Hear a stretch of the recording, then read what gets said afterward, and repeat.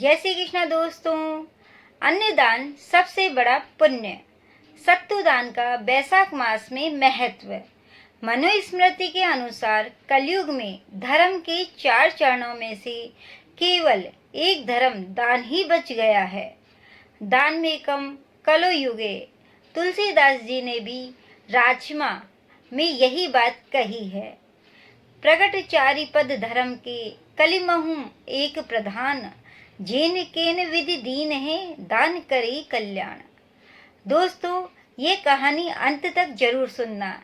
इसमें आपको महाभारत की कथा भी, सत्तू दान की भी और अन्नदान की सभी कहानियां मिलेंगी, इसलिए पूरा वीडियो देखिएगा। जीवन के लिए आवश्यक पदार्थों में अन्न और जल का सबसे अधिक महत्व है। ये ही पृथ्वी की वास्तविक रत्न है। अन्नदान करने वाला मनुष्य प्राणदाता और स्वदान करने वाला कहा जाता है। छोटे से छोटा दान कर्म भी यदि निष्काम भाव से किया जाए तो वह भगवान को प्रसन्न करता है। यह भगवान कहाँ है? वह हमारे इर्द गिर्द अनंत रूपों में भूखों, बीमारों, गरीबों व अतिथि के रूप में रहता है। इस लोक में किया गया दान बैंक में सावधि जमा कराई गई राशि के समान है, जो समय आने पर परलोक में अनंत गुना हो जाती है। अतः सभी सक्षम मनुष्यों को अन्न का दान अवश्य करना चाहिए। अब आइए जानते हैं कि बैसाख मास में सत्तू का दान क्यों करना चाहिए। भगवान मधुसूदन को अति प्रिय बैसाख मास में दान का विशेष महत्व है। बैसाख मास में ही अक्षय तृतीया तिथि पर विभिन्न वस्तुओं जैसे सत्तू, चीनी, जल सहित घड़े, शरबत, खरबूजा, ककड़ी, पंखा, चटाई आदि ठंडक देने वाली वस्तुओं के दान करने से भोग और मोक्ष की प्राप्ति होती है। बैसाख मास में उत्तर प्रदेश, राजस्थान, बिहार, मध्य प्रदेश आदि स्थानों पर भीषण गर्मी पड़ती है। ग्रीष्म काल शुरू होते ही भारत में अधिकांश लोग सत्तू का प्रयोग करते हैं, क्योंकि यह ठंडा पेय पदार्थ है। विभिन्न अनाजों जैसे जौ, चना, गेहूं आदि को सूखा भूनकर उसको पीसकर बनाए गए चूर्ण को सत्तू कहते हैं। दोस्तों, आपको ये स्टोरी पसंद आ रही है तो हमारे चैनल को लाइक, शेयर एंड सब्सक्राइब अवश्य करें। आगे और भी रोचक कहानी आपको सुनने को मिलेगी कि महाभारत में युधिष्ठिर ने कैसे सत्तू का दान किया। ग्रीष्म काल में जौ, चने के सत्तू को पानी में घोलकर घी और शक्कर मिलाकर पीने से शीतलता प्राप्त होती है। नमकीन सत्तू बनाने के लिए सत्तू को पानी, काला नमक और नींबू के साथ घोलकर पीने से पाचन तंत्र ठीक रहता है। सत्तू गर्मी में पेट की बीमारी और शरीर के तापमान को नियंत्रित रखने में भी मदद करता है। सत्तू का सेवन करने से मधुमेह रोग में राहत मिलती है। सत्तू में प्राकृतिक रूप से रक्त शोधन का गुण होता है, जिसकी वजह से खून की गड़बड़ियों से भी बचा जा सकता है।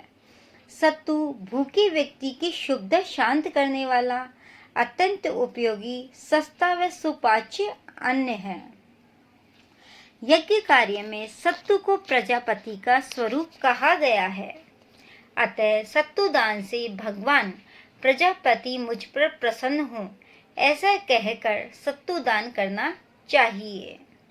शेर भर सत्तू दान का राजसूय यज्ञ से बढ़कर पुण्य होता है। यह कथा महाभारत में युधिष्ठिर के राजसूय यज्ञ के समय की है। कुरुक्षेत्र युद्ध में विजय पाने की खुशी में पांडवों ने राजसूय यज्ञ किया।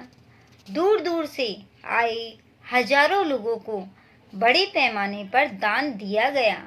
यज्ञ समाप्त होने पर चारों तरफ पांडवों की जय जयकार हो रही थी। पांचों पांडव तथा श्री कृष्ण यज्ञ की सफलता की चर्चा में मग्न थे। पांडव इस बात से संतुष्ट थे कि इस राजसूय यज्ञ का फल उन्हें अवश्य प्राप्त होगा। उनको यह निश्चित था कि इस यज्ञ का फल तो मुझे अवश्य प्राप्त होगा। लेकिन तभी एक नेवला, जिसका आधा शरीर सुनहरा और आधा भूरा था, राजमहल के भंडार गृह से बाहर निकला और यज्ञ भूमि पर लौटने लगा, फिर वापस भंडार गृह में चला गया। यह प्रक्रिया उसने 4-5 बार दोहराई। इस विलक्षण नेवले की विचित्र हरकतें देखकर पांडवों को बड़ा आश्चर्य हुआ। धर्मराज युधिष्ठिर पशु पक्षियों की भाषा जानते थे। उन्होंने नेवले से कहा, यह तुम क्या कर रहे हो? तुम्हें किस वस्तु की तलाश है? नेवले ने आदर भाव से युधिष्ठिर को प्रणाम किया और बोला, हे राजन, आपने जो महान यज्ञ संपन्न किया है, उससे आपकी कीर्ति 10 दिशाओं में व्याप्त हो गई है। इस यज्ञ से आपको जिस पुण्य की प्राप्ति होगी, उसका कोई अंत नहीं है। मैं तो इस पुण्य के अनंत सागर में से पुण्य का एक छोटा सा कण अपने लिए ढूंढ रहा हूँ। लोग झूठ कहते हैं कि इससे वैभवशाली यज्ञ कभी नहीं हुआ, पर यह यज्ञ तो कुछ भी नहीं है। यज्ञ तो वह था जहाँ लौटने से मेरा आधा शरीर सुनहरा हो गया। नेवले ने युधिष्ठिर से कहा। युधिष्ठिर के उस यज्ञ के बारे में पूछने पर नेवले ने कहा, क्योंकि युधिष्ठिर को उत्सुकता हो गई और उत्सुकतावश उन्होंने नेवले से पूछा कि कौन सा यज्ञ? एक बार भयानक अकाल पड़ा। लोग भूख और प्यास के मारे प्राण त्यागने लगे। चारों ओर त्राही त्राही मची हुई थी। उस समय एक गांव में एक गरीब ब्राह्मण अपनी पत्नी, पुत्र और पुत्रवधू के साथ रहता था। कई दिन तक ब्राह्मण परिवार में किसी को अन्न नहीं मिला। एक दिन वह ब्राह्मण कहीं से थोड़ा सा सत्तू मांगकर लाया और उसमें जल मिलाकर उसके 4 गोल लड्डू जैसे बना लिए। जैसे ही ब्राह्मण अपने परिवार सहित उस सत्तू के लड्डुओं को खाने लगा, उसी समय एक अतिथि ब्राह्मण ने दरवाजे पर आकर कहा, मैं 6 दिनों से भूखा हूँ, कृपया मेरी क्षुधा शांत करो। अन्नदान है प्राणियों को प्राण और क्रिया शक्ति का दान। अतिथि को भगवान का रूप मानकर पहले वाले ब्राह्मण ने अपने हिस्से का सत्तू अतिथि को दे दिया, मगर उसे खाने के बाद भी अतिथि की भूख नहीं मिटी, बल्कि और बढ़ गई। तब ब्राह्मणी ने अपने हिस्से का सत्तू अतिथि को दे दिया। इससे भी उसका पेट नहीं भरा, तो बेटे और पुत्रवधू ने भी अपने अपने हिस्से का सत्तू अतिथि को दे दिया। अतिथि ब्राह्मण उस सत्तू को खाकर तृप्त हो गया और उसी स्थान पर हाथ धोकर चला गया।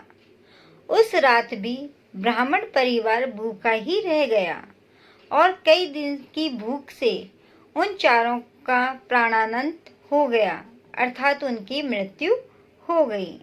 जहाँ अतिथि ब्राह्मण ने हाथ धोए थे, वहाँ सत्तू के कुछ कण जमीन पर गिर पड़े थे। मैं नेवला उन कणों पर लौटने लगा, तो जहाँ तक मेरे शरीर से उन कणों का स्पर्श हुआ, मेरा शरीर सुनहरा हो गया। मैं समझ नहीं पा रहा था कि यह सब कैसे हो गया। मैं एक ऋषि के पास पहुंचा और उसे सारा वृत्तांत सुनाया, यह जानने की जिज्ञासा प्रकट की कि मेरे शरीर का आधा भाग सोने का कैसे हो गया। ऋषि अपने ज्ञान के बल पर पूरी घटना जान गए थे। और बोले, जिस जगह तुम लेटे हुए थे उस स्थान पर सत्तू का थोड़ा सा अंश बिखरा हुआ था। वह चमत्कारिक सत्तू तुम्हारे शरीर के जिस जिस भाग पर लगा वह भाग स्वर्णिम हो गया, अर्थात सोने का हो गया। इस पर मैंने ऋषि से कहा, कृपया मेरे शरीर के शेष भाग को भी सोना का बनाने हेतु कोई उपाय बताइए। तब ऋषि ने कहा, उस परिवार ने धर्म और मानवता के लिए अपने प्राणों का बलिदान दिया है। यही कारण है कि उसके बचे हुए अन्न में इतना प्रभाव उत्पन्न हो गया कि उसके स्पर्श मात्र से तुम्हारा आधा शरीर सोने का हो गया।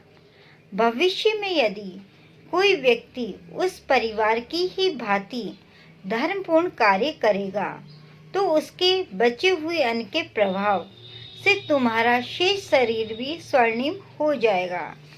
तब से मैं सारी दुनिया में घूमता फिरता हूँ कि वैसा ही यज्ञ कहीं और हो, लेकिन वैसा कहीं देखने को नहीं मिला। इसलिए मेरा आधा शरीर आज तक भूरा ही रह गया। जब मैंने आपके राजसूय यज्ञ के बारे में सुना तो सोचा, आपने इस यज्ञ में अपार संपदा निर्धनों को दान की है और लाखों भूखों को भोजन कराया है। उसके प्रताप से मेरा शेष आधा शरीर भी सोने का हो जाएगा। यह सोचकर मैं बार बार यज्ञ भूमि में आकर धरती पर लौट रहा था, किंतु मेरा शरीर तो पूर्व की ही भांति है।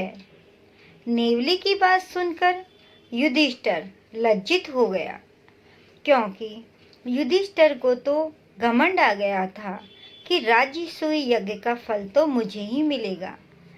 भगवान श्री कृष्ण ने बताया आडंबर रहित दान का महत्व। श्री कृष्ण ने युधिष्ठिर को जब इस प्रकार चिंतामग्न देखा तो बोले, यह सत्य है कि आपका यज्ञ अपने में अद्वितीय था, जिसमें आप लोगों ने असंख्य भूखे व्यक्तियों की भूख शांत की। किंतु निसंदेह उस परिवार का दान आपके यज्ञ से सब बहुत बड़ा था, क्योंकि उन लोगों ने उस स्थिति में दान दिया जब उनके पास कुछ नहीं था। अपने प्राणों को संकट में डालकर भी उस परिवार ने अपने पास उपलब्ध समस्त सामग्री उस अज्ञात अतिथि की सेवा में अर्पित कर दी। आपके पास बहुत कुछ होते हुए भी आपने उसमें से कुछ ही भाग दान किया। अतः आपका दान उस परिवार के अमूल्य दान की तुलना में प्रासंग भर भी नहीं है, मतलब थोड़ा सा भी नहीं है। श्री कृष्ण की बात सुनकर सभी पांडवों को समझ में आ गया कि ये दान, यज्ञ, तप आदि में आडंबर होने से कोई फल प्राप्त नहीं होता। दान आदि कार्य सदैव ईमानदारी के पैसे से ही करने चाहिए, तभी उसका पूर्ण फल प्राप्त होता है। दान ही है भाव भक्ति, दान ही है ज्ञान शक्ति। दान कर्म योग की भी सुखद कहानी है। सबके कल्याण हेतु दान का प्रचार हुआ। प्रेम सद्भाव इसकी पावन निशानी है। दोस्तों, यह थी अन्नदान और बैसाख में सत्तुदान की महत्वपूर्ण कहानी। उसके बाद से अन्नदान का महत्व अधिक बढ़ गया और सत्तुदान का महत्व भी अधिक बढ़ गया।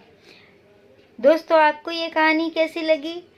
आपको अगर ये कहानी अच्छी लगी तो हमारे चैनल पर लाइक, शेयर एंड सब्सक्राइब अवश्य करें और कमेंट बॉक्स में कमेंट करके आपके विचार जरूर प्रस्तुत करें। जय श्री कृष्णा दोस्तों।